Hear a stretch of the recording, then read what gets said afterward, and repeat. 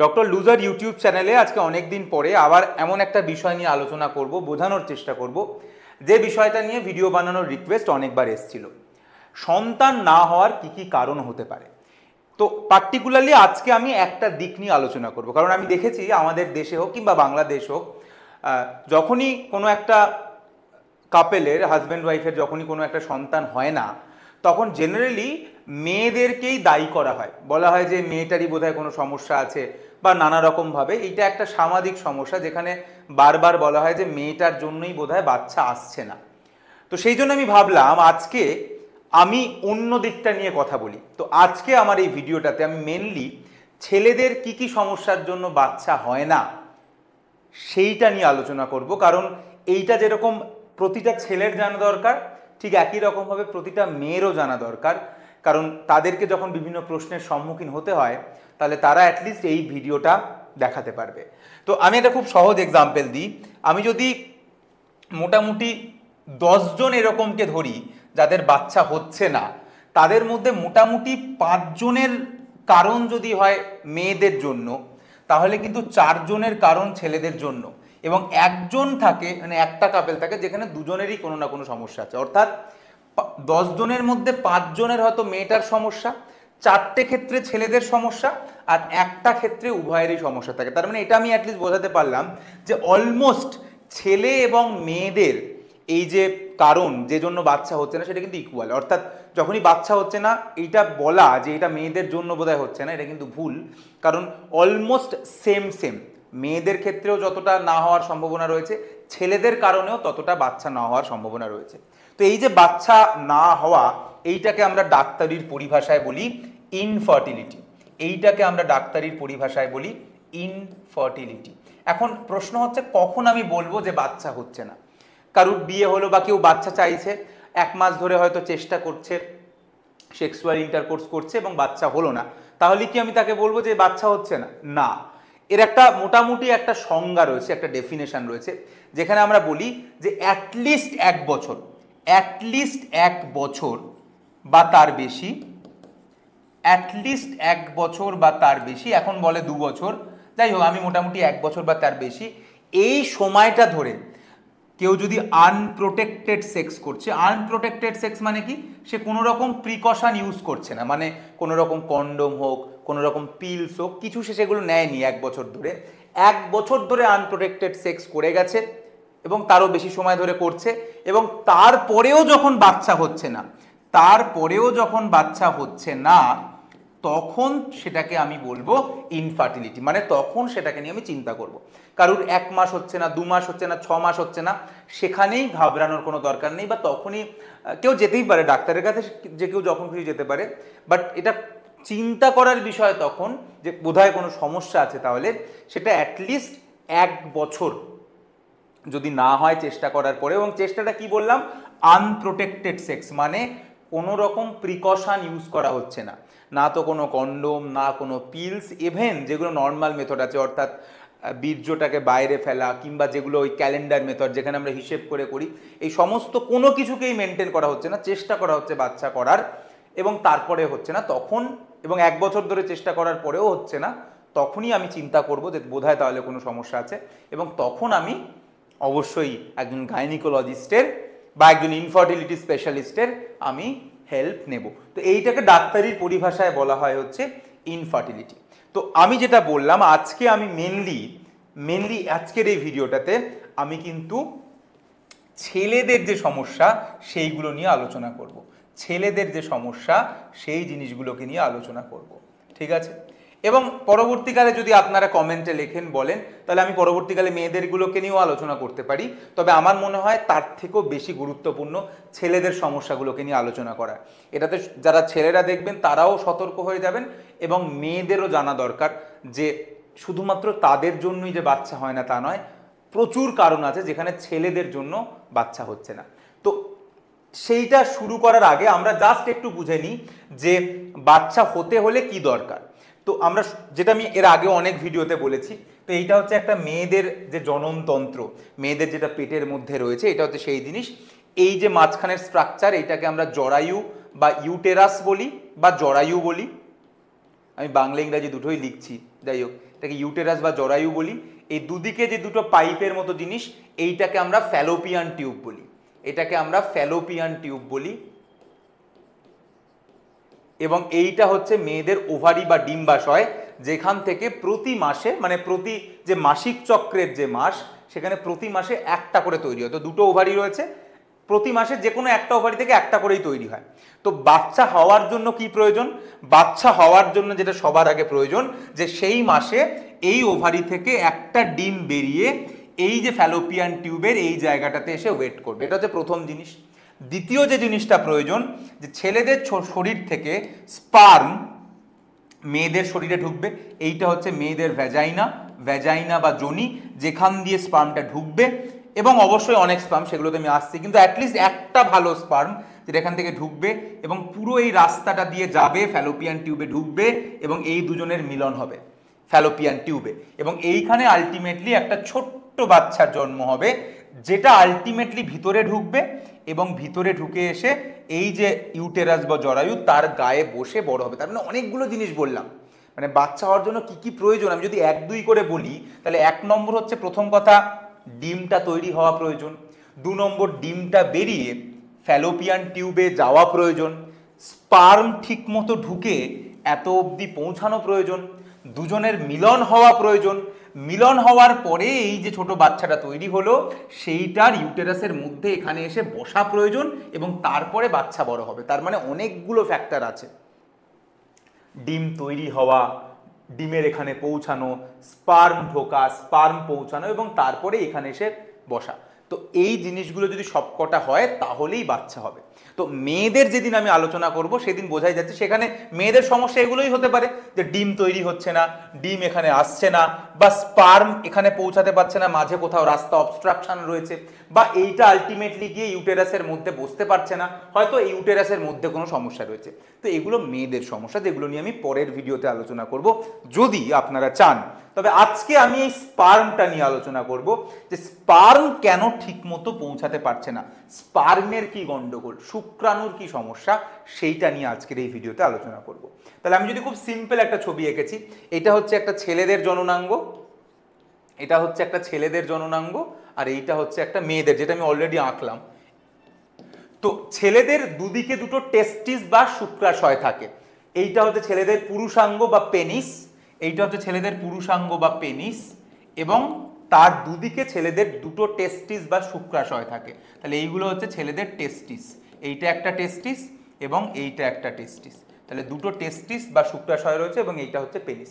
তো স্পার্ম, শুক্রাণু, অর্থাৎ যেটা আলটিমেটলি মেয়েদের শরীরে গিয়ে বাচ্চা তৈরি করবে, সেই স্পার্ম কিন্তু তৈরি হয় এই টেস্টিসের মধ্যে।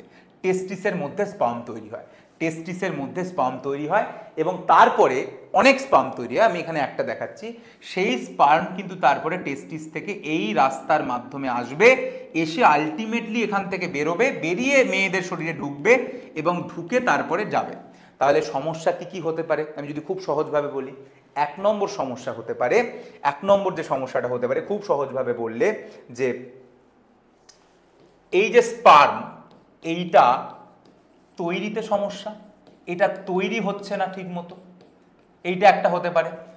কারণ স্পার্ম যদি তৈরি না হয়, স্পার্ম যদি তৈরি না হয় তাহলে তো মুশকিল হয়ে যাবে, স্পার্মই যদি তৈরি না হয়। 2, এই স্পার্ম যাওয়ার যে রাস্তা, স্পার্ম যাওয়ার যে রাস্তা সেখানে সমস্যা হতে পারে, স্পার্ম যাওয়ার যে রাস্তা সেখানে সমস্যা হতে পারে। অর্থাৎ এই যে রাস্তাটা, এই রাস্তাটাতে কোনো ব্লক থাকতে পারে, যার জন্য স্পার্ম আলটিমেটলি আর পেনিস অবধি পৌঁছাবে না।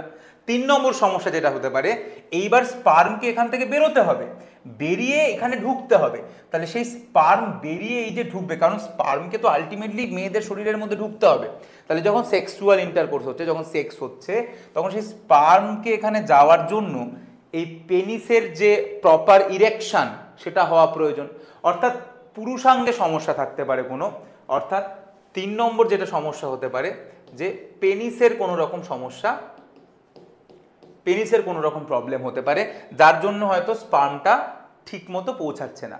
ঠিক আছে, সেটা শীঘ্র পতন হতে পারে কিংবা ইরেকশন হচ্ছে না ঠিক মতো, যে কোনো কারণে হোক স্পার্মটা ভিতরে ঢুকতে পারছে না। তো এরকম বিভিন্ন কারণ হতে পারে। ঠিক আছে, স্পার্ম না হওয়ার 100টা কারণ আছে। স্পার্ম যাওয়ার রাস্তায় ব্লক হতে পারে, পেনিসের সমস্যা হতে পারে। তো খুব বেসিকভাবে বললে আমরা বুঝতেই পাচ্ছি এই 3টে সমস্যা। আর 4 নম্বর সমস্যা আর একটা হতে পারে, সেটা হচ্ছে স্পার্মের যে কোয়ালিটি সেইটা খারাপ হতে পারে। অর্থাৎ হয়তো স্পার্ম রয়েছে, স্পার্ম যাচ্ছেও, কিন্তু সেই স্পার্মের ক্ষমতা নেই গিয়ে এই ডিমটার সঙ্গে অ্যাটাচ হওয়ার। অর্থাৎ স্পার্মের কোয়ালিটি খারাপ, হয়তো স্পার্ম এই ঢুকছে কিন্তু শেষ অবধি পৌঁছাতে পারছে না, কারণ স্পার্মের একটা স্পিড প্রয়োজন, যে স্পিডে স্পার্মে এত অবধি যাবে, তো সেই স্পিড যদি স্পার্মের না থাকে তাহলে স্পার্ম পৌঁছাতে পারবে না। তো সোজা কথায় বাজে কোয়ালিটির স্পার্ম, সেটাও একটা কারণ হতে পারে যার জন্য বাচ্চা হচ্ছে না। তাহলে মোটামুটি ভাবে ভাবলে আমরা দেখতে পাচ্ছি যে সমস্যা হতে পারে স্পার্ম তৈরিতে সমস্যা হতে পারে, স্পার্ম যাওয়ার রাস্তায় সমস্যা হতে পারে, স্পার্ম বেরোনোতে সমস্যা হতে পারে, আর স্পার্মের কোয়ালিটিটা খারাপ হতে পারে। মোটামুটি ভাবে এইগুলো কারণের জন্য, কিন্তু ছেলেদের কারণের জন্য যেখানে বাচ্চা হবে না। এবং সেই ক্ষেত্রে আমরা যদি যাই তাহলে আমি একটা জাস্ট বেসিক আইডিয়া দিয়েছি যে কি হওয়া প্রয়োজন বাচ্চা হওয়ার জন্য। যে স্পার্ম তো আর একটা বেরোয় না, স্পার্ম বেসিক্যালি কি, স্পার্ম হচ্ছে একটা রসের মধ্যে মিশে বেরোয়, যে রসটাকে আমরা বীর্য বলি। বীর্যটা কিন্তু অন্য জিনিস, বীর্যটা কিন্তু অ্যাকচুয়ালি এইখানে একটা গ্ল্যান্ড আছে আমাদের, যে গ্ল্যান্ডটার নাম হচ্ছে সেমিনাল ভেসিকেল বলে একটা গ্ল্যান্ড আছে, এবং আরও কিছু গ্ল্যান্ড আছে, প্রস্টেট বা এরকম। তো এই সেমিনাল ভেসিকেল থেকে কিন্তু বীর্যটা তৈরি হয়।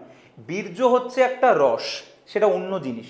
তো সেমিনাল ভেসিকেল থেকে বীর্য তৈরি হয়, সেই বীর্যের মধ্যে এই টেস্টিস থেকে আসা স্পার্মগুলো মেশে, এবং এই যে একটা ওভারঅল জিনিস তৈরি হয় সেইটা আলটিমেটলি বেরোয়। তাহলে যে সাদা রঙের যে ফ্লুইডটা তৈরি হয় সেটা বীর্য, সেটা কিন্তু তৈরি হয় সেমিনাল ভেসিকেল থেকে, যার মধ্যে টেস্টিস থেকে আসা স্পার্মগুলো মিশে থাকে। এইবার মোটামুটি আমরা বলি যে ঠিকঠাক জিনিসটা কি, মানে বীর্যকে আমরা যদি অ্যানালিসিস করি তাহলে নর্মাল কাকে বলি, যে অ্যাটলিস্ট যখন বীর্য বেরোচ্ছে তার পরিমাণ অ্যাটলিস্ট 1.5 ml থেকে 2 ml বীর্য অ্যাটলিস্ট বেরোনো উচিত। অ্যাটলিস্ট, এর বেশিও বেরোতে পারে, কিন্তু অ্যাটলিস্ট 2 ml বীর্য বেরোনোর প্রয়োজন। সেকেন্ডলি, স্পার্মের সংখ্যা কত হওয়া উচিত এর মধ্যে, মোটামুটি 2 কোটি স্পার্ম অ্যাটলিস্ট থাকা উচিত পার ml। আর যেহেতু 2 ml বললাম, তাহলে 4 কোটি স্পার্ম টোটাল জিনিসটার মধ্যে অ্যাটলিস্ট থাকা উচিত। আমি বারবার বলছি কিন্তু ন্যূনতম 2 কোটি স্পার্ম থাকা উচিত। তার কম থাকলে সমস্যা, তার বেশি থাকলে অসুবিধা নেই।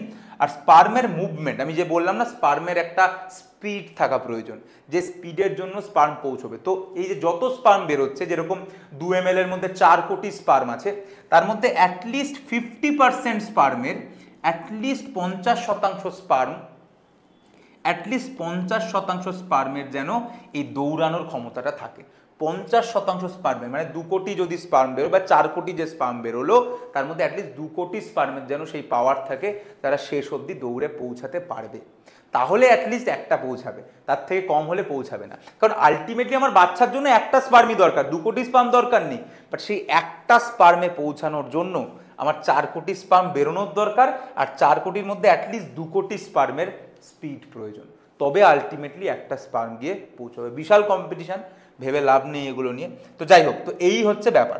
এইবার কি সমস্যা হতে পারে, যেরকম বললাম যে আলটিমেটলি কি হলো, স্পার্ম তৈরি হলো না, অর্থাৎ স্পার্মটা তৈরিই হচ্ছে না, অর্থাৎ স্পার্ম নেই। বীর্য আছে, বীর্য বেরোচ্ছে, বীর্য আছে, মানে বীর্য বেরোচ্ছে, কারণ বীর্য তো অন্য জায়গা থেকে তৈরি হয় বললাম। বীর্য আছে কিন্তু স্পার্ম নেই তার মধ্যে।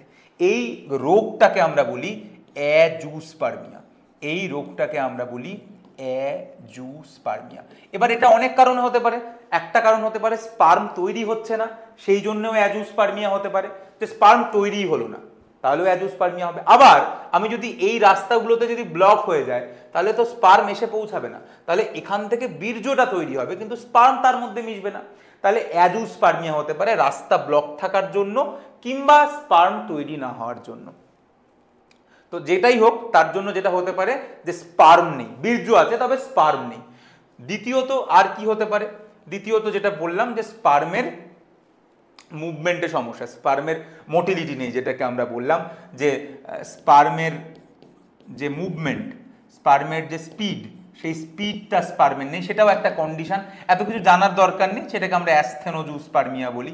তো এরকম বিভিন্ন টাইপের রোগ আছে, অ্যাসথেনোজুস্পার্মিয়া বলি, ঠিক আছে। এরকম বিভিন্ন টাইপের রোগ আছে, আরও আছে যে স্পার্মের যে স্ট্রাকচার, স্পার্মের যেটা নর্মাল গঠন, সেই গঠনটা বিগড়ে গেছে, অর্থাৎ স্পার্মটা ভালো নয়, স্পার্মের যেটা গঠন সেই গঠনটা নষ্ট হয়ে গেছে, যেটাকে আমরা টেরাটোজুস্পার্মিয়া বলি। তো এরকম বিভিন্ন টাইপের রোগ আছে যেগুলো হতে পারে। এইবার শুধু রোগ নিয়ে, এগুলো তো রোগ হচ্ছে, কিন্তু প্রশ্ন হলো কেন হচ্ছে।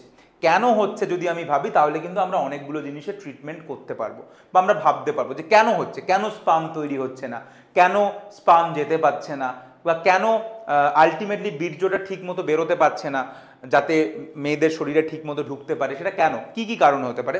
তো আমরা খুব কমন কয়েকটা কারণ নিয়ে আলোচনা করছি। এই যে প্রশ্নটা কিন্তু কেন, কেন কেন এগুলো হচ্ছে, তো খুব কমন কারণ নিয়ে আলোচনা যদি করি, খুব কমন কারণ একটা স্ট্রেস। স্ট্রেসের জন্য কি হচ্ছে, কোন সমস্যাটা হচ্ছে, স্ট্রেসের জন্য কি স্পার্ম তৈরি হচ্ছে না, সেটা না। স্পার্ম তৈরির সঙ্গে স্ট্রেসের কোনো সম্পর্ক নেই, ইভেন স্পার্মের রাস্তাতেও স্ট্রেসের কোনো সম্পর্ক নেই। বা স্ট্রেসের সঙ্গে সমস্যা আছে ইজাকুলেশনের, অর্থাৎ এই যে বীর্য বেরোবে সেইখানে সমস্যা আছে। ইজাকুলেশনে কিন্তু স্পার্মের সমস্যা হয়ে যায়। কেন? তার কারণ যখনই স্ট্রেস থাকে তখন ঠিকমতো ইরেকশন হবে না, অর্থাৎ একটা ইরেকটাইল ডিসফাংশন দেখা যাবে। ঠিকমতো ইরেকশন না হওয়ার জন্য ঠিকমতো বীর্যটা ঠিকমতো বেরিয়ে আলটিমেটলি মেয়েদের শরীরের যে জায়গায় পৌঁছানোর কথা সেই জায়গা অবধি পৌঁছাতে পারবে না, ঠিক আছে। কারণ আমরা একটা খুব কমন কথা বলি, যে যেটা খুব ইম্পর্টেন্ট, সেটা হচ্ছে যে এইটা যদি মেয়েদের ভ্যাজাইনা হয়, ভ্যাজাইনাল ওপেনিং, আর এইটা হচ্ছে ভ্যাজাইনা, এইটা হচ্ছে মেয়েদের ভ্যাজাইনা, ভ্যাজাইনার সঙ্গে ডাইরেক্টলি কানেক্টেড থাকে হচ্ছে মেয়েদের ইউটেরাস। তো ইউটেরাসের এই পার্টটা হচ্ছে সার্ভিক্স, ইউটেরাসের এই পার্টটা হচ্ছে সার্ভিক্স, সার্ভিক্সের পরে এইটা হচ্ছে মেয়েদের ইউটেরাসের বডি, আর এই হচ্ছে ফ্যালোপিয়ান টিউব।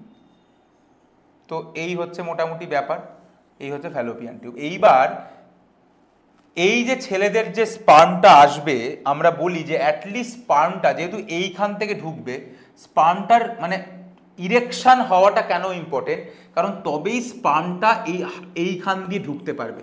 যদি ইরেকশন না হয়, যদি স্পার্মটা এখানটা বেরোয়, তাহলে তো এই জায়গাটাতেই চলে যাবে, আর তো ভিতরে ঢুকবেই না। তাই মানে বীর্যটা জোরে নিক্ষেপিত হওয়া দরকার, যে জোরে নিক্ষেপিত হয়ে বীর্যটা আলটিমেটলি ভিতরে ঢুকে পড়বে।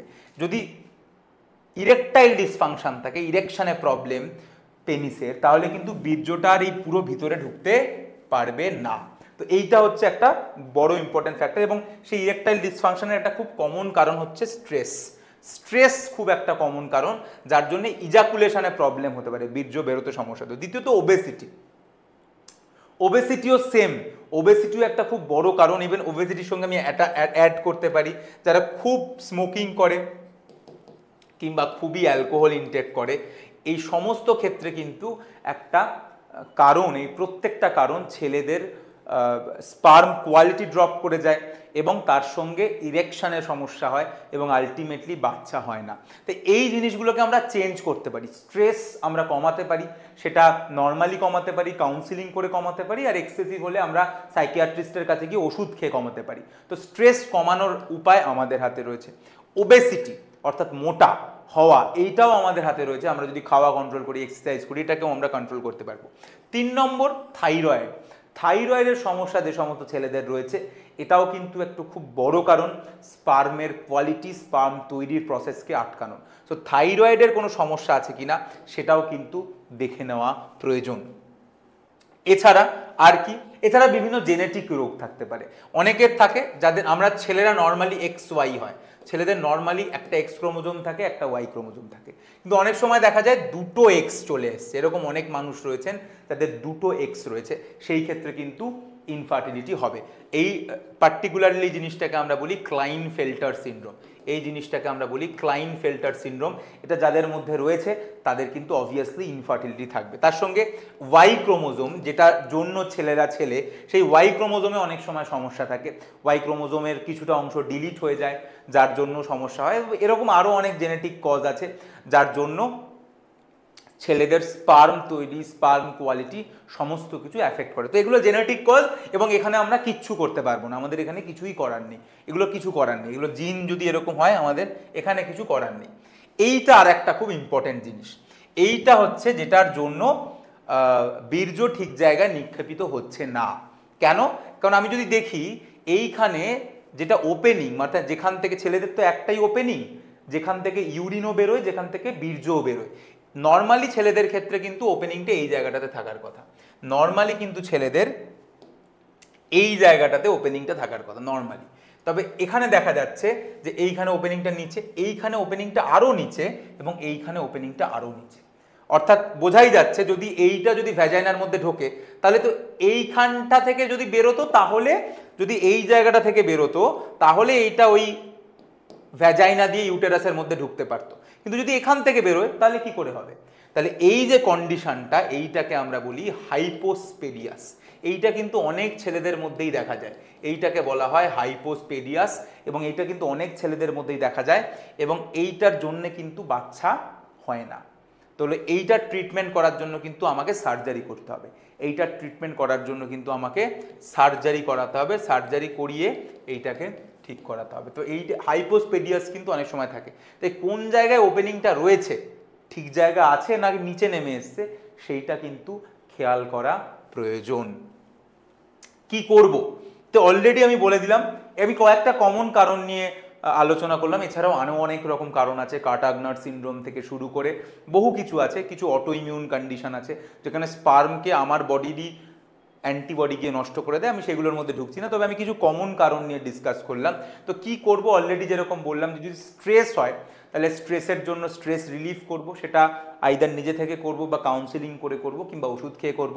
যদি ওবেসিটি থাকে তাহলে ওবেসিটি কমাবো, মোটা হওয়া কমাবো, মদ সিগারেট ছাড়বো, থাইরয়েডের সমস্যাকে ঠিক করব, জেনেটিক কজ হলে কিছু করার নেই, যদি হাইপোস্পেডিয়াসের মতো কিছু থাকে তাহলে আমরা সেটাকে সার্জারি করিয়ে ঠিক করব। তবে তারপরেও যদি কিছু না হয়, দেখা যাচ্ছে যে স্পার্ম কাউন্ট কম বা স্পার্মের কোয়ালিটির মধ্যে বেশিরভাগ স্পার্মের কোয়ালিটি ভালো নয়, তখন আমরা যেটা করি সেটা বিভিন্ন রকম টেকনিক আছে, যেটাকে আমরা বলি অ্যাসিস্টেড রিপ্রোডাক্টিভ টেকনিক, যেটার সাহায্যে মেয়েদের যেরকম আইভিএফ হয়, ইনভিট্রো ফার্টিলাইজেশন হয়, সেরকম ছেলেদেরও বিভিন্ন রকম টেকনিক আছে। এআই মানে এখানে আর্টিফিশিয়াল ইন্টেলিজেন্স নয়, এআই মানে হচ্ছে আর্টিফিশিয়াল, মানে সে হয়তো তার হয়তো হাইপোস্পিডিয়াস আছে বা যাই হোক, তার বীর্য ঠিক মতো যেতে পারছে না, আলটিমেটলি পৌঁছাচ্ছে না স্পার্ম, সেই জন্য আমরা আর্টিফিশিয়াল ইনসেমিনেশন করি, অর্থাৎ আলাদা করে নিয়ে বীর্যটাকে থ্রু আ মেশিন মেয়েদের শরীরের মধ্যে ঢুকিয়ে দেওয়া হয়, এটা হচ্ছে আর্টিফিশিয়াল ইনসেমিনেশন। আর একটা টেকনিক হয়, সেটা হচ্ছে ইন্ট্রাসাইটোপ্লাজমিক স্পার্ম ইনজেকশন। এইখানে কি করা হয়, একটা ভালো স্পার্মকে নেওয়া হয়, একটা ভালো স্পার্মকে নিয়ে ইন্ট্রাসাইটোপ্লাজমিক স্পার্ম ইনজেকশন, এখানে একটা ভালো স্পার্মকে